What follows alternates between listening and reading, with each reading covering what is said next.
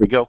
I will share this presentation I gave at the University of the Potomac to their cloud computing class.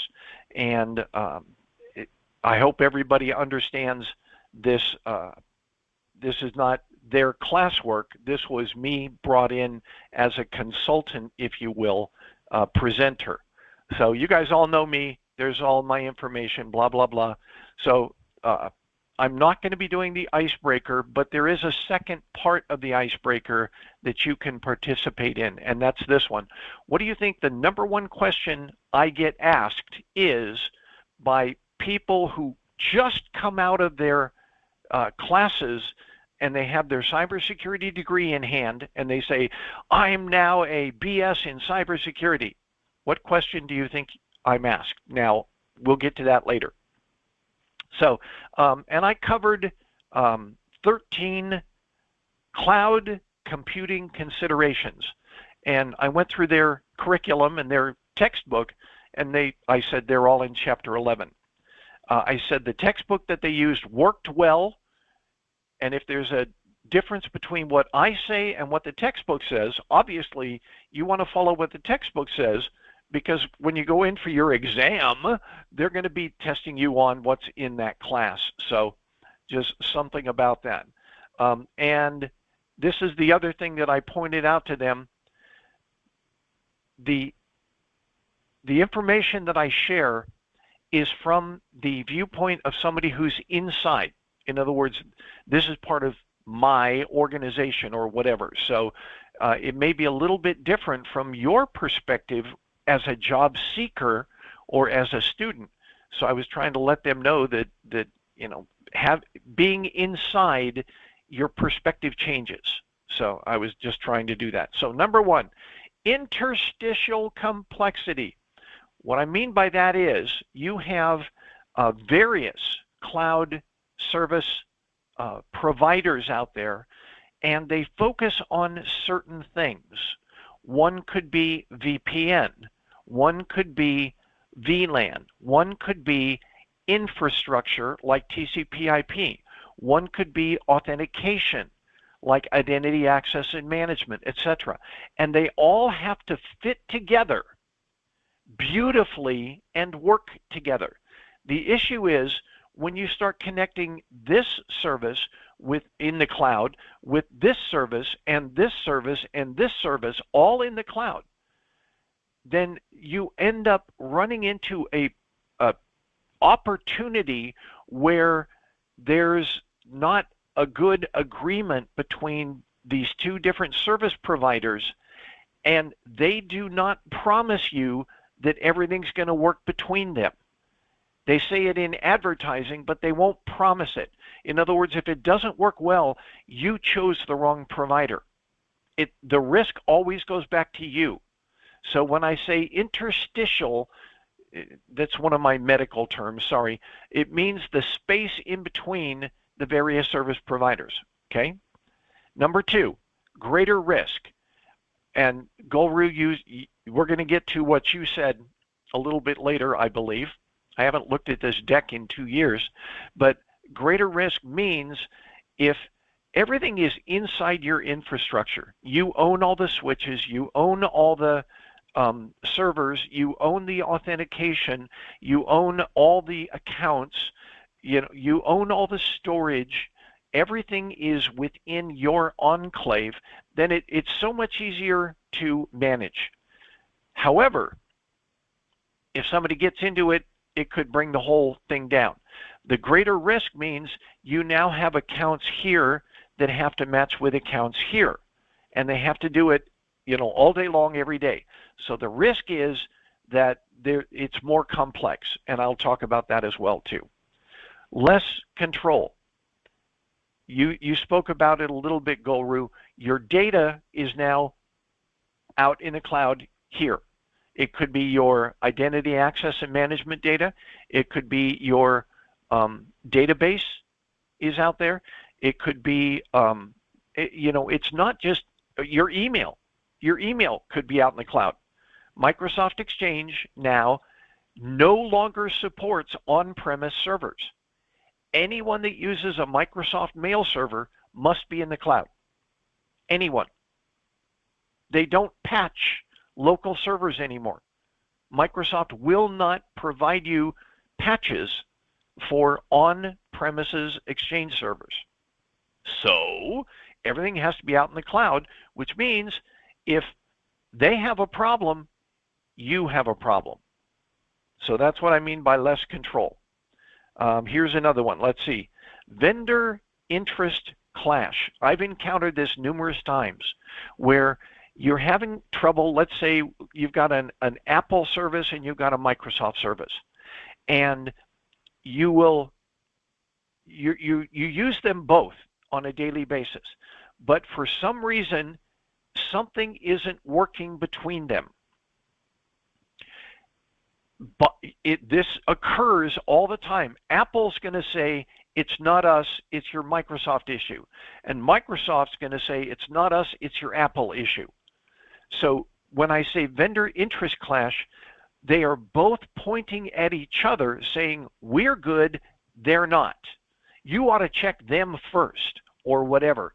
The vendor interest clash is because if they spend a lot of work trying to troubleshoot something that's not theirs in the first place, they have just wasted your money as the customer.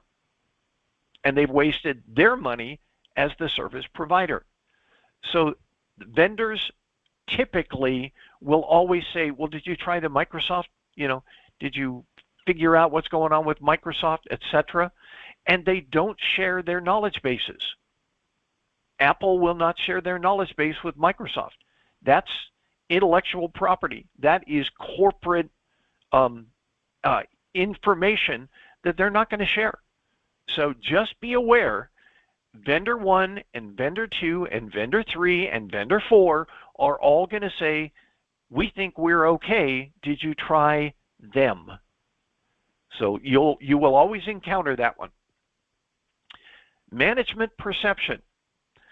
The problem you're going to run into is that your managers are going to say, why can't we all keep it down here?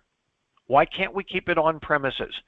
I can buy you a server, I can buy you storage, we can put them in the closet down the hall, and it costs so much less than putting this stuff out in the cloud. I don't know if my data, my login, my emails are in Nigeria or Iceland or, I don't know. The cloud is uncertainty. And so the management perception is going to be, why can't we just keep it local? And so you have to talk about risk.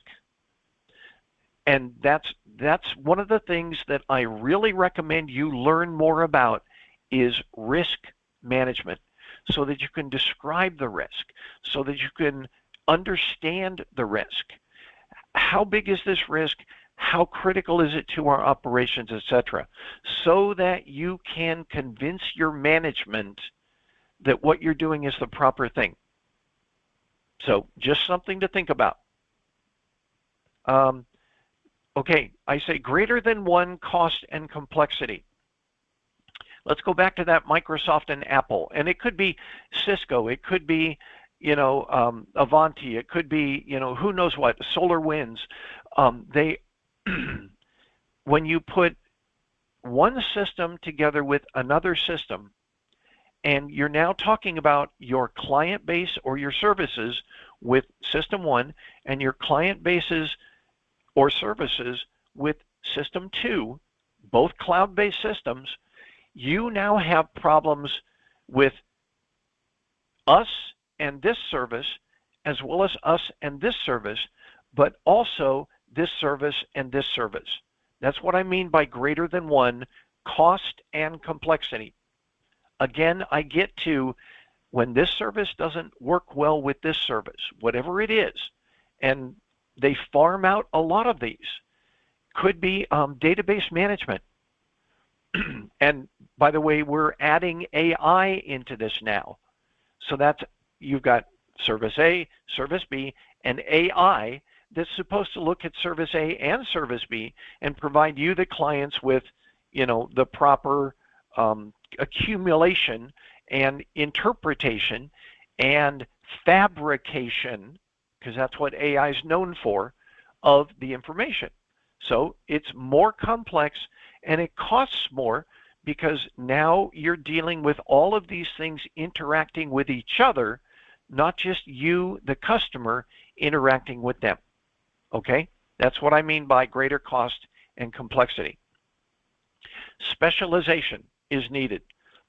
What I mean by this is your people are going to walk in the door and say, I'm good at this. Let's say they're good at Cisco. Your infrastructure doesn't rely on Cisco as much as it relies on, let's say, another infrastructure provider, whatever. So you now have to start looking for specialists in that particular solution. In my organization, I'll give an example.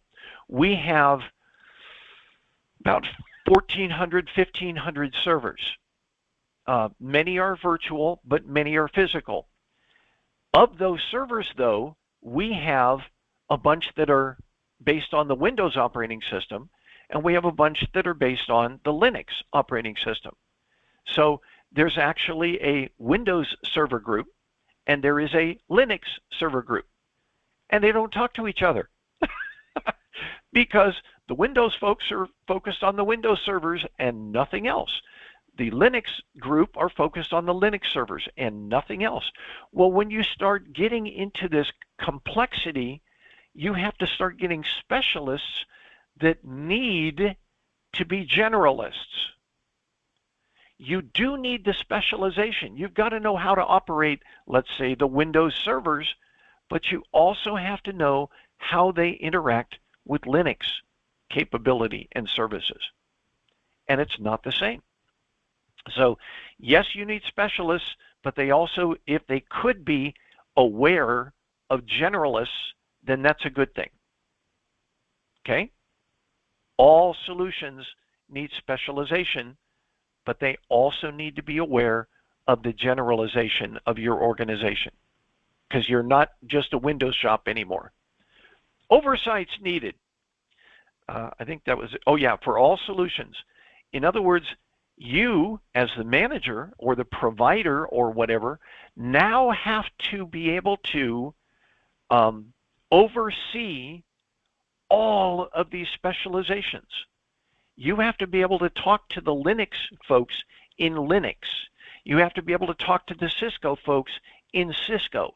You have to be able to talk to the Windows folks in Windows. You have to be able to talk to the PKI folks in PKI.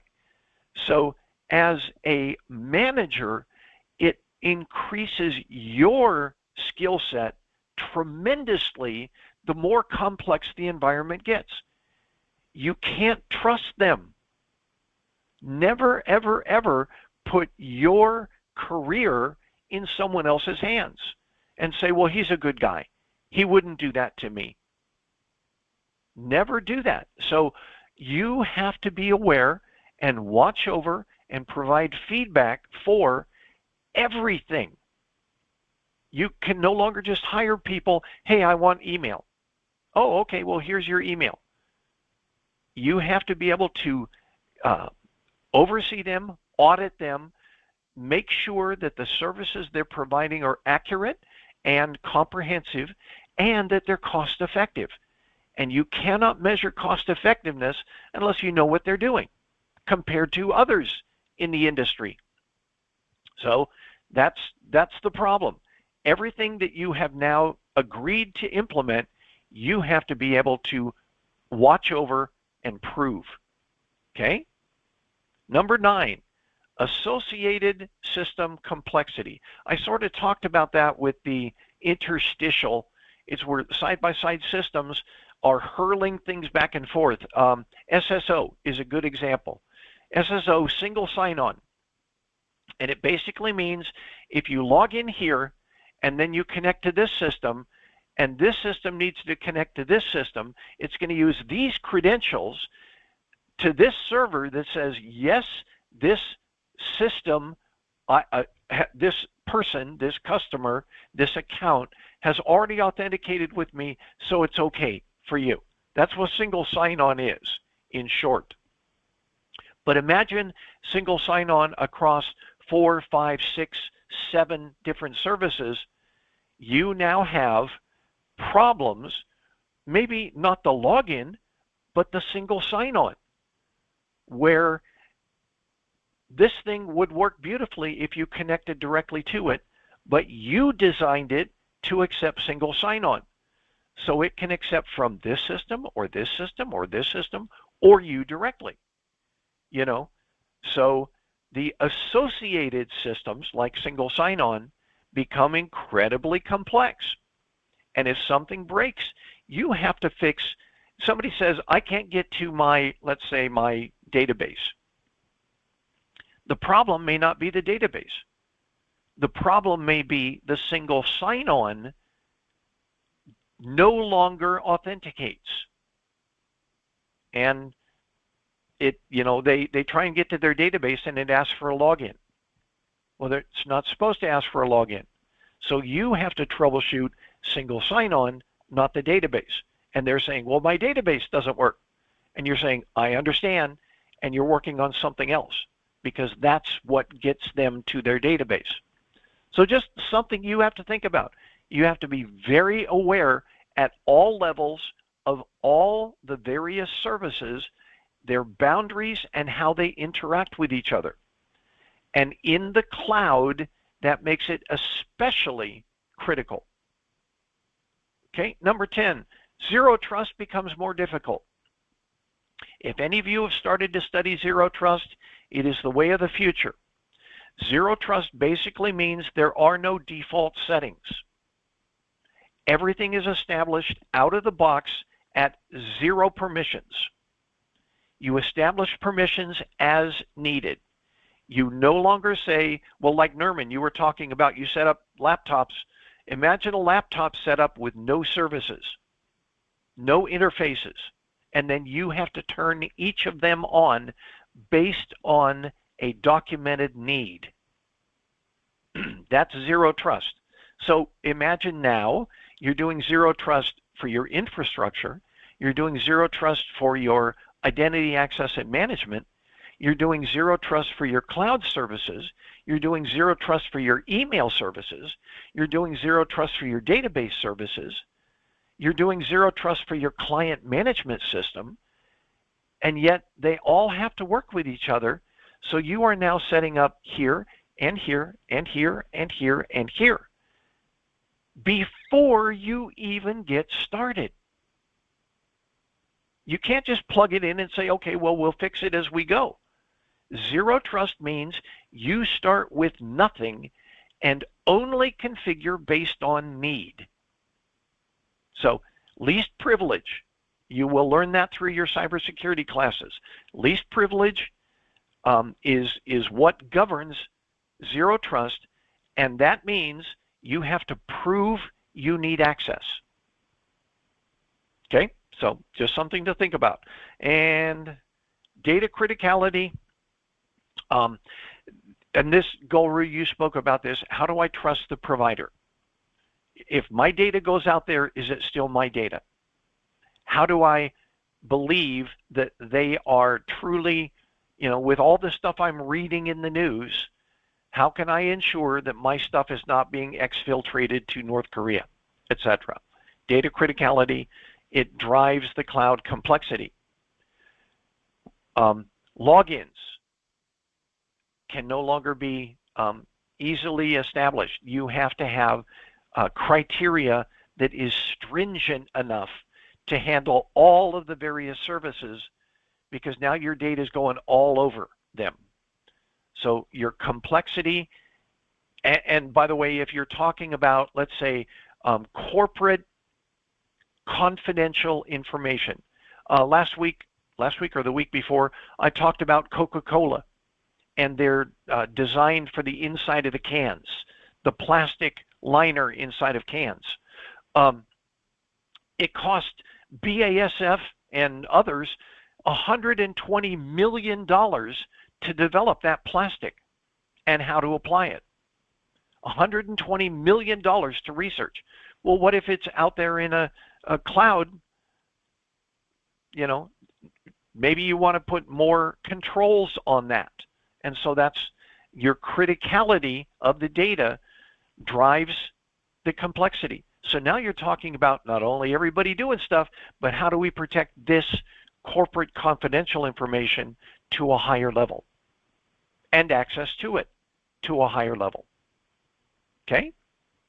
Number 12, federal requirements may apply. You're noticing a lot of things in the news these days that talk about the federal government, people who provide services to the federal government. They're now applying some of the federal government restrictions to anyone that provides services to the federal government. So what they specify over here and tell everybody, you know, like me, I'm in the executive branch of the U.S. government. My people have to do certain things, but also people who do business with us also have to comply. Even if you sell pencils in the cafeteria, you may have to have a point of sale system that meets federal security requirements because you have a contract with the federal government. So federal requirements may apply because the U.S. government is one of your customers. And last, resources. Here are some of the resources that you can look at. I specifically suggested in the Federal Trade Commission, there was a great article called 6 Steps Toward More Secure Cloud Computing. If somebody wants to look that up. Also, the NIST 800 series are always good. 144 and 145 govern cloud computing. Okay, now let's go back to our, what is the number one question? Anybody want to give me your thoughts on the number one question I'm asked by newly graduated cybersecurity degree holders? Unmute and share. What do you think I'm asked?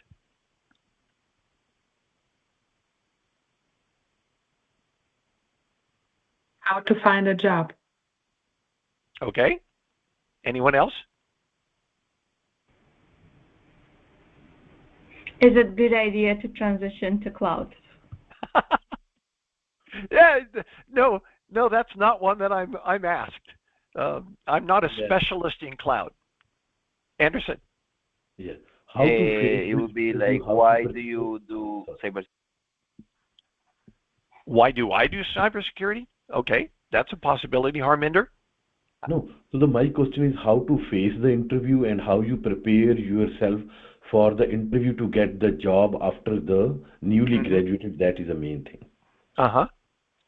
So I think you're all on the right track. The number one question I'm asked is, what now? In other words, the challenge people have is they're going to school and they're learning all of this. They're getting their certifications and learning all this, but the school may not help them get jobs. They come out with a degree, and I've been asked this frequently. What do I do now? Well, join the mentorship team. And in fact, you should have joined it back when you were a freshman, or when you were in high school, or when you were in junior high, so that you can develop the persona. Remember I said they're going to interview you, the person, not just you, the person that has the skills. They're interviewing the person. So I help, this mentorship team helps you to develop that cybersecurity awareness, and you learn what your manager is thinking when you go into that interview. You're not just saying, oh, please give me a job. No, you're the commodity. And so, and we talked about this, I think, last week, where we talked about your elevator pitch. You have 30 seconds to impress me, go. And that's an elevator pitch. You need to be able to tell about yourself in 20 to 30 seconds so that someone else goes, wow, that sounds pretty cool. In other words, you have to figure out how to interest them. So That's what this mentorship program is all about. Does that make sense? Everybody? Yes. Okay. And if you notice my my slides, I said, you know, they talk about what do I do now? Well, I can tell you, join this mentorship class, this mentorship group. The reason is we become better by learning from each other. I don't have all the information. Chris doesn't have all the information. You can learn from each other, from our successes and our failures. I can tell you what the manager is thinking because I've done this hundreds of times. So join the group, become more active. Don't just use us like a class that you're learning. Get engaged. Every week, I set aside time for the mentees to teach each other. Why? So that number one, you'll learn, but number two, you will become more conversant in this industry. Because if all you're doing is learning out of books, you haven't learned how to talk yet. Communication is key. So that's where the mentorship comes in.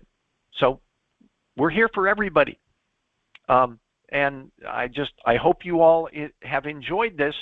This is what I taught, again, to the Cloud Services Computing class at the University of the Potomac.